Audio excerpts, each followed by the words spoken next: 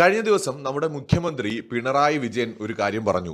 കേരളത്തിലെ ചില സ്വകാര്യ ആശുപത്രികളെ ആഗോള ഭീമന്മാർ കൈയടക്കുന്നു എന്നതായിരുന്നു മുഖ്യമന്ത്രി കൃത്യമായി നൽകിയ സൂചന. ഹോസ്പിറ്റലുകളിൽ നമ്മൾ പോകുമ്പോൾ വലിയ മാറ്റമൊന്നും തോന്നില്ല, പേര് മാറില്ല, ഡോക്ടർമാർ മാറില്ല, മാനേജ്മെന്റിൽ മാറ്റം കാണില്ല. പക്ഷേ അകത്ത് കയറി കഴിയുമ്പോൾ നമുക്ക് മനസ്സിലാവുന്ന ഒരു കാര്യം എന്താണ്? ക്രമാതീതമായിട്ട് ചാർജുകൾ കൂടുന്നു, സേവനത്തിനുള്ള പണം ഫീസ് ക്രമാതീതമായിട്ട് ഉയരുന്നു. അതായത് ഒരു ബിസിനസ് മോഡലിലേക്ക് ഹോസ്പിറ്റലുകൾ മാറുന്നു.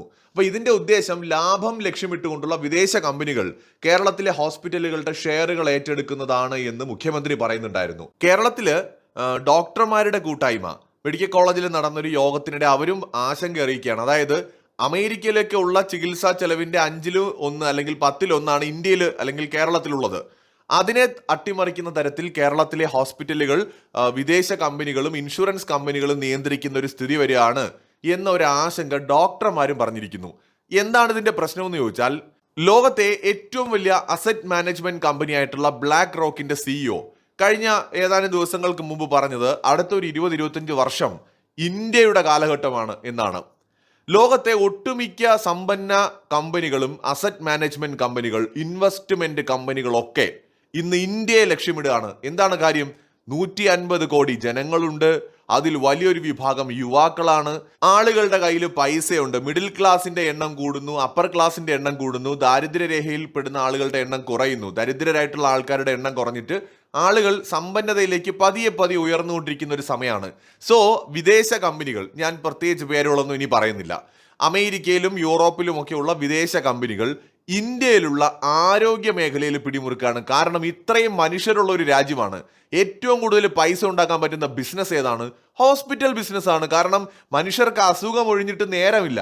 ഇപ്പോൾ നമ്മുടെയൊക്കെ വീട്ടിൽ മാസത്തിലെങ്കിലും ഒരു തവണ ഡോക്ടറെ കാണാത്തൊരു സ്ഥിതിയില്ല. കാരണം എന്തെങ്കിലുമൊക്കെ അസുഖം ഒന്നിനു പുറകെ ഒന്നായിട്ട് വന്നുകൊണ്ടേയിരിക്കുകയാണ്. അപ്പോൾ സ്വാഭാവികമായിട്ട് നമുക്ക് ഡോക്ടറെ കാണേണ്ടി വരും, ചികിത്സ തേടേണ്ടി വരും. അപ്പൊ ഇങ്ങനെ പല കൊള്ള നടത്തുന്ന ഹോസ്പിറ്റലുകളിലും എന്താണ് അവസ്ഥ? നമ്മളൊരു അസുഖമായിട്ട് ഹോസ്പിറ്റലിൽ പോകുമ്പോൾ ലോകത്തില്ലാത്ത സകല ടെസ്റ്റുകളും നമ്മളെ കൊണ്ട് ചെയ്യിപ്പിക്കും. ഇനി അഡ്മിറ്റ് ആവേണ്ട സ്ഥിതി വന്നാൽ ഇൻഷുറൻസ് ഉണ്ടെന്നറിഞ്ഞാൽ പിഴിയാവുന്നതിന്റെ അങ്ങേയറ്റം പിഴിയുന്ന ഹോസ്പിറ്റലുകളുണ്ട്. എല്ലാമല്ല, ഈ വിദേശ കമ്പനികൾ ഇന്ത്യൻ ഹോസ്പിറ്റലുകളിൽ നിക്ഷേപം നടത്തുമ്പോൾ അതിന്റെ ഉദ്ദേശം കൊള്ള ലാഭം ഉണ്ടാക്കുക എന്നതല്ലാതെ സേവനം വട്ടപൂജ്യമാണ്. ഇത് നമ്മൾ മനസ്സിലാക്കണം.